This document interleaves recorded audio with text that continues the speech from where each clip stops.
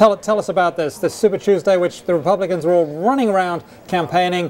The Obama campaign did what? Well, the Obama campaign is trying to basically increase its organizational advantage in certain key states. So today, Super Tuesday in Virginia, the president obviously doesn't have an opponent, but he has his supporters have many events scheduled. They have voter registration drives. They have election night watch parties. They have phone banks. What they're going to try to do is build up a ground game that rivals what they assembled in 2008. And this, they hope, will be decisive when the general election finally kicks in. So they're trying to use this time when the Republicans sort out who their nominee is going to be to essentially build a powerful ground operation in the major battleground states. So, Peter, what you're not saying that today was necessarily different from any other day in the Obama campaign. But what you're driving at is we see all these headlines about the Republican field, about Super Tuesday, but the other side is not sleeping. It is out there at work, doing the work on the ground to get ready for November. That's absolutely right. This is sort of work that's sort of below the radar. This is quiet work. I went to a campaign event in Northern Virginia last night. There are half dozen volunteers who are in an apartment,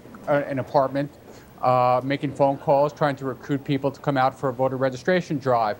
Northern Virginia is an important region within Virginia. It has many of the affluent voters. It has many of the highly educated voters that are part of the Obama political coalition. I mean, as goes Northern Virginia, very possibly, so goes Virginia. And the president would love to capture the state in 2012, as he did 4 years ago, and mobilizing and engaging and recruiting volunteers in Northern Virginia is key to that. So these are the kinds of quiet things that the Obama campaign is doing that are not receiving many headlines. Now, one thing that was notable about when Obama was elected for his first term, or what may be the first of 2 terms, was the energy and organization of his supporters. Are you seeing that same energy in the troops there in the field? Well, that's a good question, and it's actually, there's a difference. Now Obama's been in office 3 years, he has a record, and some of his supporters who were very excited about his campaign in 2008 are now somewhat disappointed, they're somewhat disillusioned. They mentioned to me that they would like to have seen the Guantanamo Bay detention facility closed, for example.